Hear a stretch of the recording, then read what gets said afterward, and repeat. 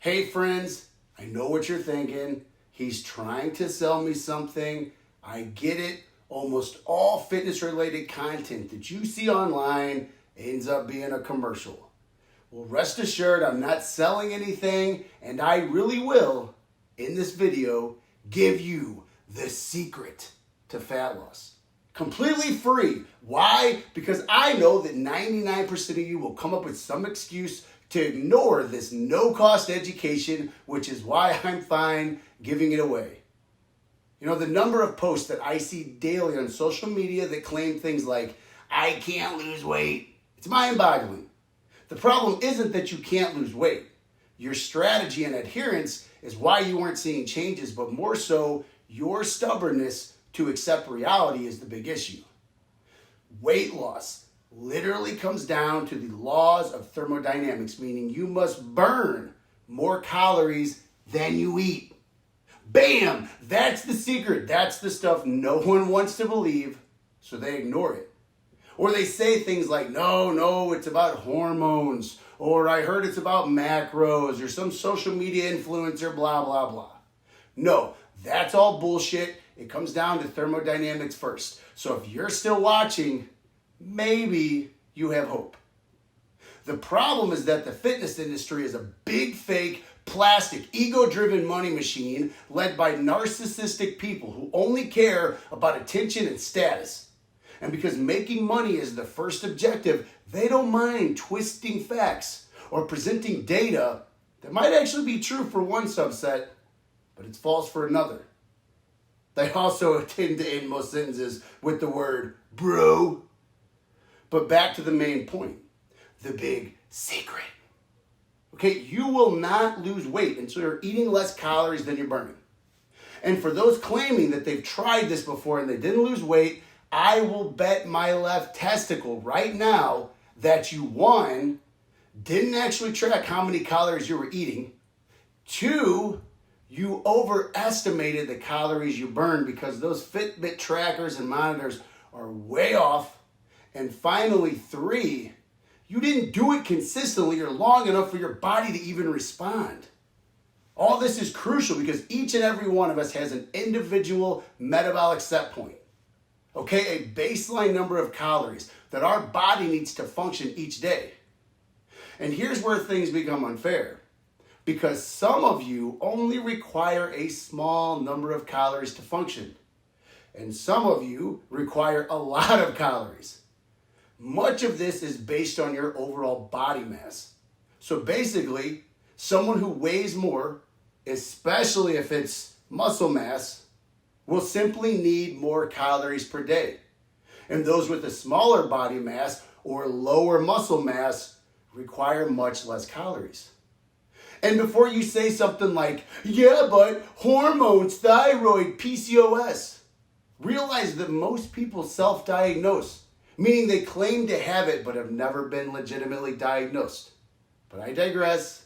Even if you legitimately have these issues, that doesn't mean that you can't lose weight. It doesn't change the laws of thermodynamics. It simply means your baseline calories could be significantly lower than the average person's. But the golden rule still remains. You must burn more calories than you eat. So then the question becomes, how many calories should you be eating to lose weight? Figuring out your baseline is tricky. If you have access to an in-body scan machine or one of those scales that assesses body fat and BMR, you can start with that. I will tell you right now, those things are not 100% accurate, but it's a fairly decent starting point. So what exactly is BMR? Because that's what this is all based on.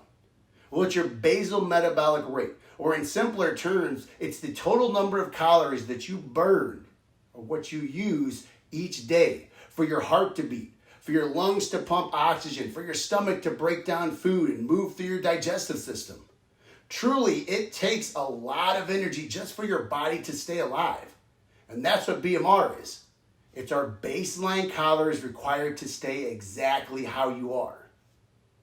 For time reasons, if you don't have access to a scan, we will refer to some general numbers here. Okay, on average, a regular sized 30-year-old female burns around 1,500 calories per day just through her metabolism. The same average male burns around 2,000 calories. But remember, depending on muscle mass and hormones, you could be burning much more or much less than these averages. To lose weight, if you stop eating once you hit those numbers, then theoretically, all the calories you burn from activity will ensure that you're in a calorie deficit. So let's say that you ate 1,500 calories and you burned 500 calories through workouts and daily activity. Because 1,500 calories is also what your body burned through your metabolism, plus the 500 that you burned through activity. This equals a total of 2,000 calories burned for the day. That means that you are in a 500 calorie deficit and your body will lose weight. This is why tracking is paramount. If you do not monitor the food you're eating, then you will not know when you're at that number. It's like the fuel gauge on your car. If you never looked at your fuel gauge, how would you know when you're about to run out of gas? Would you say, I feel like I'm about to run out of gas? No, it doesn't work like that. Now, here's a huge point to remember. You do not burn that many calories through activity and through working out. In fact, around 70 to 80% of the calories that you burn every day is just from your BMR alone. So most of the calories you're burning is from your metabolism. The truth is, unless you're running some crazy marathon or doing insanely hard athletic conditioning, you aren't burning more than 300 to 500 calories in an hour-long workout. In fact, you aren't burning more than that your entire day, even if you have a job that requires you to walk around and stay busy. This is why calorie manipulation is the most important for weight loss, because it is damn near impossible to outwork a bad diet. It's cliche, but it's the truth. Think of it like this. If you burned 300 calories doing an hour-long boot camp or cardio class, and then you have a cookie over here that contains 300 calories, you could either waste an hour doing that class, or you can just spend less than a second by not eating that cookie. If you've made it this point of the video, I have a feeling that this is sinking in and making sense. So for free, yes, still for free, I'm going to add a bit to it. You hear the buzzword macros everywhere on social media. All it means are the three types of calories: protein, carbs, and fat. The last two calories are used more as a fuel source, but protein is different. Protein is used to repair cells and tissues, specifically muscle. Of the three macros, protein is the only one that contains nitrogen. Okay, so for your body to build or even maintain muscle, it must be in a positive nitrogen balance. I always advocate that 40% of a person's calorie intake is in the form of protein. So again, if we take that 1,500 calorie example, I want 40% of that to be in the form of protein.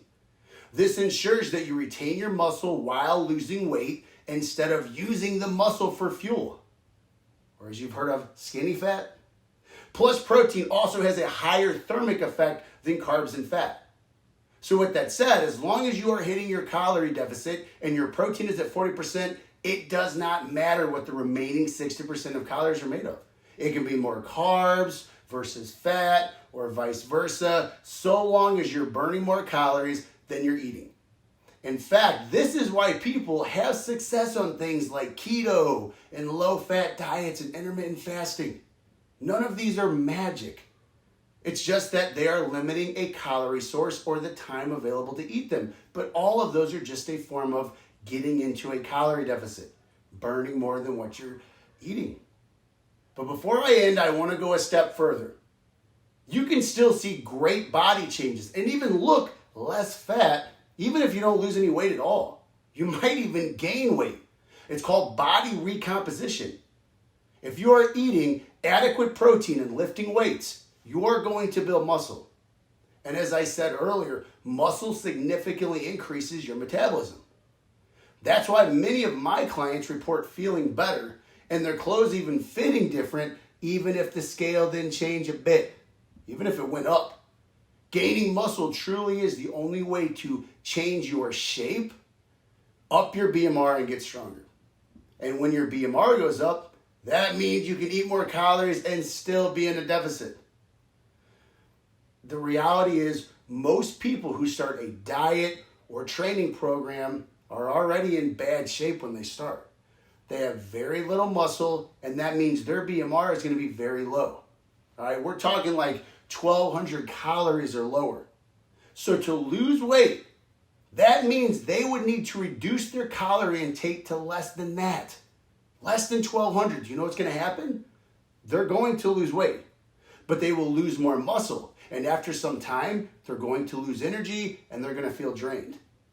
Now, in a perfect world, that person, that beginner would start by taking 3 to 6 months and just focus on building muscle. They would eat in a calorie surplus. So that means they'd be eating more calories than they're burning, with 40% of that being protein and some strength training. Stay away from the cardio. They would also stay off the scale because they're gonna gain weight, but it's good weight. More importantly, their basal metabolic rate will increase exponentially. So when they decide that it is time to actually cut weight, they can do it at a much higher number than 1,200 calories a day because their BMR is up. Does that make sense? But that's a perfect world. And in the world of fitness, the only thing perfect are the superficial Photoshop filter enhanced influencers. Listen, thank you all for watching this. And if you learned something, please hit that subscribe button and drop me a comment below on something else that you'd like me to cover in a future video. And hey, if you live around the St. Louis area, I want to invite you to come out and check out my studio. It's called Team Sam Fitness Studio, and we're located in Fenton. Our website is teamsampt.com.